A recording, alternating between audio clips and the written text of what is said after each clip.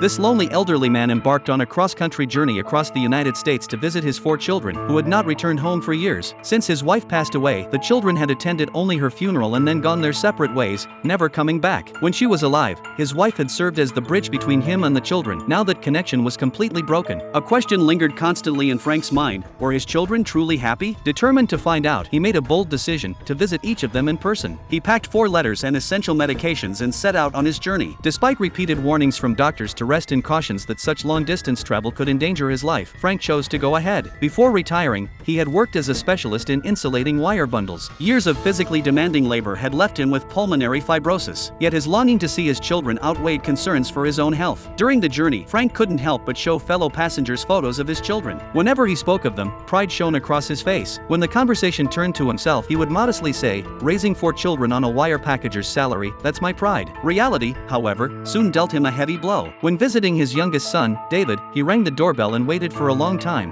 but no one answered. The street was empty. He could only sit on the steps, waiting. The silence of the night deepened his sense of loneliness. In the end, he slipped the letter through the door and left with a heavy heart. Next, he went to his eldest daughter Amy's home. Meeting his grandchild for the first time, he felt warmth from the child's curiosity and surprise. Yet over the following days, he realized that his daughter's family life was not as harmonious as he had imagined. Their interactions felt awkward and forced. Frank tried to listen, but he never quite knew how to start a conversation. When it was time to leave, he asked Amy if she was happy. She replied affirmatively, and Frank moved on to visit his eldest son, Robert. His late wife had once mentioned that Robert had become an accomplished conductor. Seeing a poster of a conductor in the city, Frank had passers-by take a photo of him with it. But when he eagerly entered the concert hall, he discovered that the conductor on stage was not his son. Frantically, he searched through the crowd and finally spotted Robert in an inconspicuous corner of the orchestra. Seeing his father appear suddenly, a flicker of awkwardness crossed Robert's face, but he set aside his work and walked toward him. To Frank, his son still seemed as mischievous and lovable as he had in childhood. Robert, with some hesitation, explained to his father the truth behind the rumors that he had become the orchestra's principal conductor. He admitted that while he could conduct and compose music, he had chosen to become a drummer, touring with a band. This job not only provided a good income but also gave him freedom and fulfillment. Despite understanding, Frank still had doubts. He expressed a desire to stay with his son for a few days, but Robert quickly stopped him. "I have a performance in Europe tonight. I leave this afternoon." Frank's disappointment was evident. Before parting, Robert discreetly told his sister about their father's visit and reminded her that he was concerned about David's situation. She promised not to reveal anything.